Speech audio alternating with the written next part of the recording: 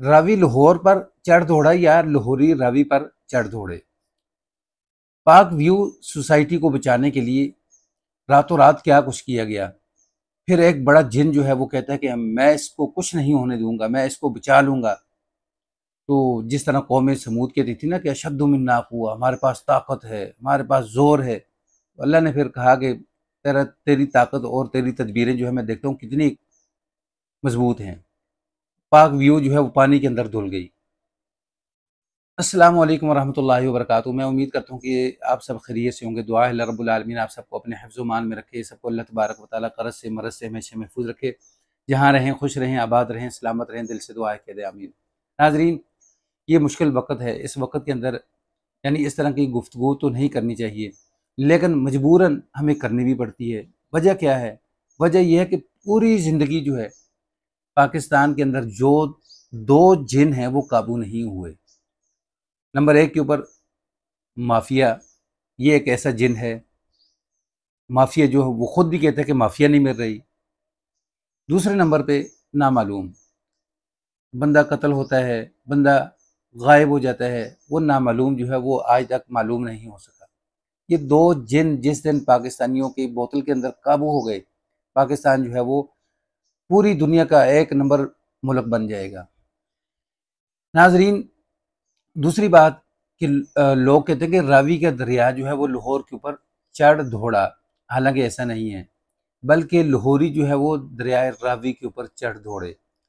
تو پانی جو ہے یہ اللہ کا عذاب ہے، کسی کے لیے رحمت ہے، کسی کے لیے عذاب ہے۔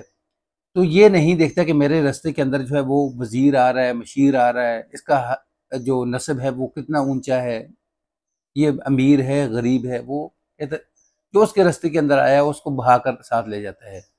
تو اسی طرح ایک سوسائٹی بنی پاک ویو کے نام سے، جو دریائے راوی کی ساری یعنی جو اراضی ہے اس کے اوپر جو ہے وہ بنی۔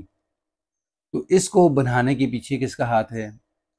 پھر اس کا جو منظور کرنے والے لوگ ہیں وہ کون ہیں، کنہوں نے اس کو منظوری دی ہے؟ پھر وہاں گھر بنانے والے لوگ جو ہیں وہ کون ہیں؟ کیوں انہوں نے بیوقوفی کی؟ کیوں نہیں پتہ کیا انہوں نے یہ یعنی پانی والا علاقہ ہے، کبھی بھی کسی وقت بھی جو ہے وہ پانی یہاں آ سکتا ہے، لیکن انہوں نے اپنے کروڑوں روپے، اربوں روپے جو ہے وہ ڈوب دیے۔ لیکن اس مشکل وقت کے اندر وہ لوگ ان کا ساتھ دینے کے لیے بالکل تیار نہیں۔ میں ایک ویڈیو دیکھ رہا تھا، اس کے اندر ایک کوئی فوج کے کوئی افیسر ہیں یا سپاہی ہیں، وہ کہہ رہے ہیں کہ میں اپنا گھر چھوڑ کر نہیں جاؤں گا، میرے گھر کے اندر لاکھوں کا سامان ہے، بزرگ ہیں وہ، تو ہم ان کے آگے ہاتھ جوڑتے ہیں کہ یہ سامان، یہ گھر جو ہے یہ آپ کو واپس مل جائے گا، لیکن آپ کی جان جو ہے یہ آپ کو واپس نہیں ملے گی۔ تو خدا را کہ اپنی جان کی حفاظت کریں۔ پھر دوسرے نمبر کے اوپر جہاں پانی آتا ہے نا، سیلاب جاتا ہے، وہاں لوگ تماشا کرنے کے لیے نکل جاتے ہیں۔ تو اسی طرح ایک تماش بین جو ہے وہ موٹر سائیکل کے اوپر گیا، تو اس نے سوچا کہ میں موٹر سائیکل جو ہے وہ سپیڈ کے ساتھ لے کر نکل جاؤں گا، لیکن وہ بھی موٹر سائیکل سمیت جو ہے وہ ڈوب گیا۔ تو اب جو ادارے ہیں ریسکیو والے، وہ اب جو لوگ ڈوبے ہوئے ہیں گھروں کے اندر ان کو بچائیں، یا اس طرح کے جو فنکار ہیں ان کو بچائیں۔